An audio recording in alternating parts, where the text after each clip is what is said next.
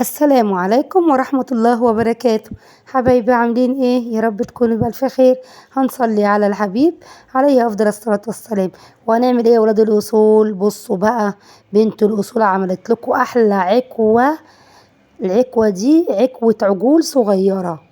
أنا على طول بعمل اللي هي العكوة بتاعت العجول الكبيرة دي، بس المرة دي قلت ايه، أنا هجرب العكوة الصغيرة دي.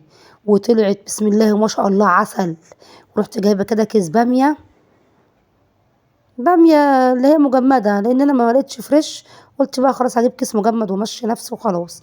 هنا التوابل الحلوة بتاعتنا دي، فلفل أسمر، ملح، شوية بهارات، شوية بابريكا، ماجي باودر، ماجي قوالب، أي حاجة.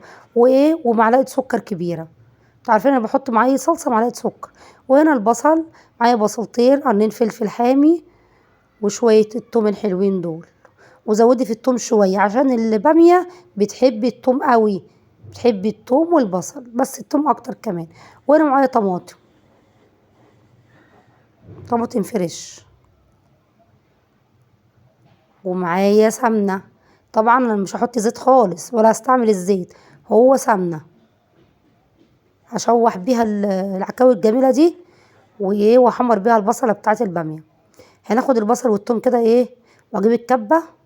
بس الاول اروح واخده العكاوي الحلوه دي، واروح مقطعاها تقطيعه بقى ايه، التقطيعه بتاعتها دي. هو الجزار عاملها لي كده ايه، زي مدلعها لي كده، ما قاسمها لي. لكن انا هخلصها كده بالسكينه على البلانشه. بسم الله ما شاء الله على السكينه بتاعتي جميله. السكينه بتقطع الحاجه بالعافيه بالذات اللحوم والحاجات دي. مش عارفه يا حبايبي اعمل ايه، بس يا ولاد الاصول، بنت الاصول مش انا عليها تجيب سكينه. حبايبي كل سنة وانتم طيبين بمناسبة مولد النبي. يا رب يجعله كده يا رب سعيد علينا وعليكم وعلى الأمة الإسلامية يا رب. هنا بقى ايه، قطعتها كده اهو.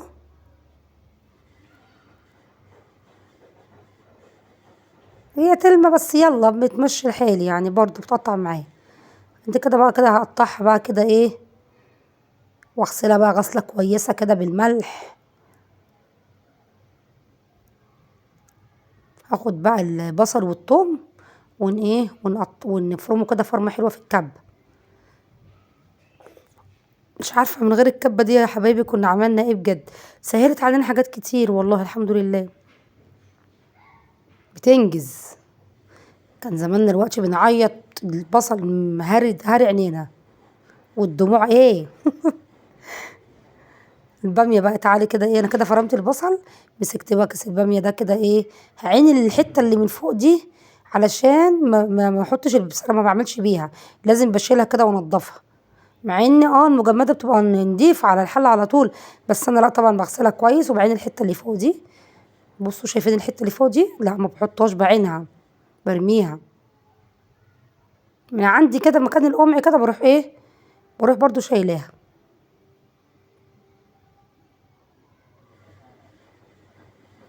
ايوه الحته اللي فوق دي بس. واروح بقى غسلها كده شطفه كده شطفه كويسه، عشان برضو شايفين التلج اللي فيها. انا بقى كده ايه، هكملها.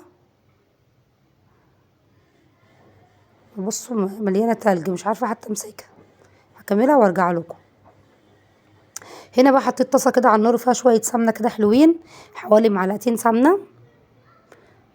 الطاسه الجميله بتاعتنا دي هنرمي فيها بقى التوابل، ورق راولي، بهارات، ماجي، بابريكا، فلفل اسمر. وتوصي بشويه فلفل اسمر كده كتار. نطلع بقى ريحه التوابل الجامده دي، وننزل بقى على التوابل الجميله دي بالعكاوي. جربي بقى تعملي العكاوي بالطريقه دي، ما تسلقهاش.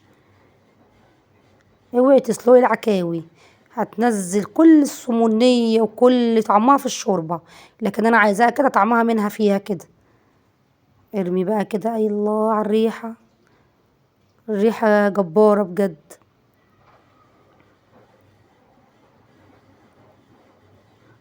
احلى طريقه للعكاوي بصراحه يعني، بجد طريقه جميله. وطعمها بيبقى جميل كده، وطعمها مسكر كده وزي العسل. قلبيها كده لحد ما تاخد لون معاكي وتتشرب من التتبيله الجامده بتاعتنا دي.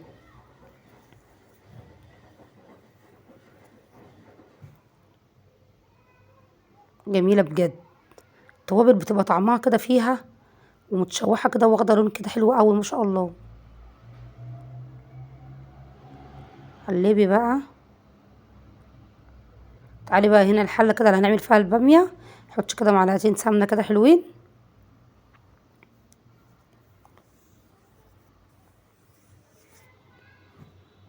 يسخنوا كده بس معانا. اول ما يسخنوا معلقتين السمنه نروح نازلين عليها بالبصل. البصل على الثوم اللي احنا فرمناهم. قلبي بقى تقليبه كده حلوه.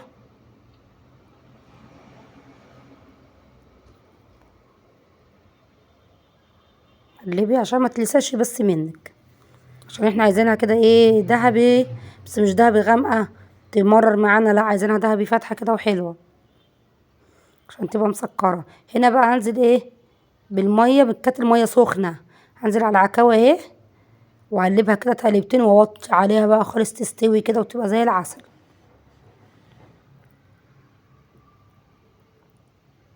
اوعي تحط لها ميه ساقعه، لازم ميه سخنه بتغلي من الكتل.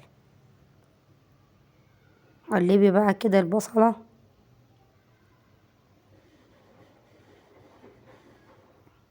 الباميه بتحب التوم كتير، تديها توم كده تديكي ريحه وطعم مفيش كده.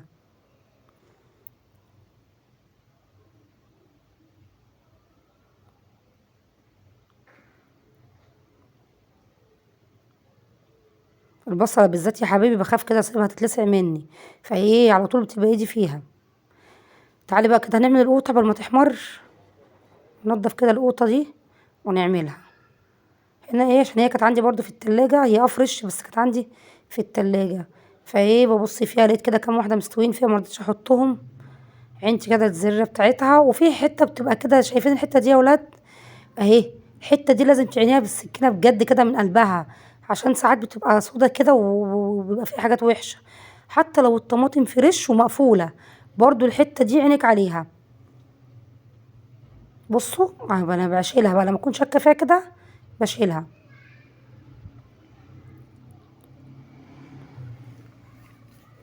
هنا بقى ايه هنديها تقليبه.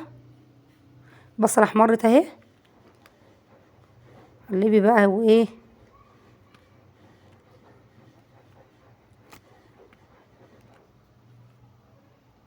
احمرت واصفرت وبقى زي العسل. ايوه هو اللون ده اللي احنا عايزينه هو ده.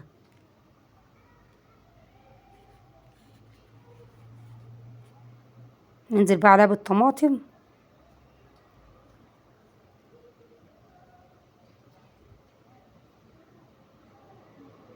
وقرنين الفلفل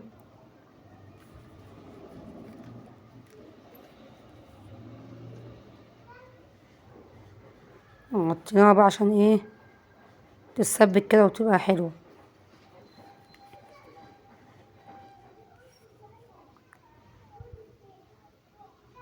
حطينا التوابل كلها اللي هي فضلت معانا، اللي هي كانت معانا احنا خدنا منها شوحنا بيها العكاوي، والباقي حطيته طبعا على الصلصه، ونزلت بقى ايه بالباميه.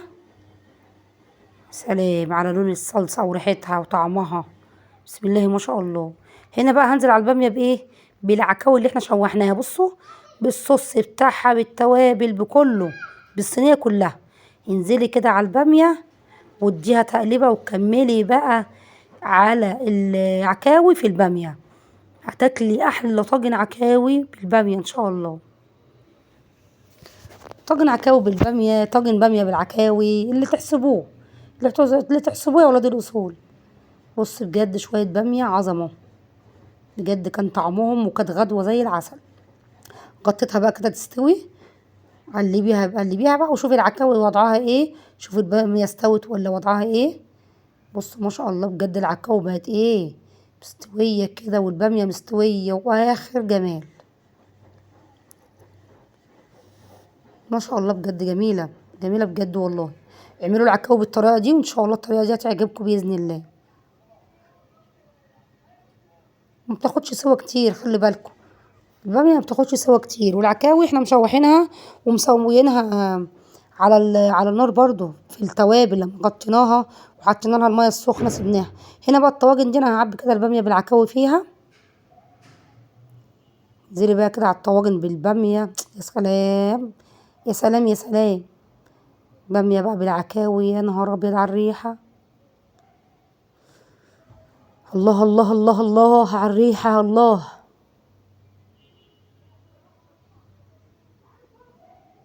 ناخد بقى الطواجن الجامدة دي ونعمل ايه بقى. نحط في الطاجن التاني ده كده، بسم الله ما شاء الله، كيس البامية والعكوتين الصغننين عملوا طاجنين. الطواجن دي الاتنين دول مليانين بسم الله ما شاء الله زي ما انتوا شفتوا كده، ما شاء الله بجد جميلة. غدوة جميلة والله، ولا تكلفة ولا أي حاجة. العكاوي الصغيرة دي مش غالية، رخيصة. مش هتلاقيها زي اللي هي الكبيرة ب500 جنيه بتاعت العجل الكبير، أما دول بتاع العجول الصغيرة مش غاليين. هنا بقى الطواجن خرجت من الفرن، بسم الله ما شاء الله، البامية مستوية والعكاوي. يا رب الفيديو يعجبك، لو عجبك اعملي لايك واشتراك عشان تنوريني. مع ألف سلامة، وإن شاء الله أشوفك في فيديو جديد. مع ألف سلامة.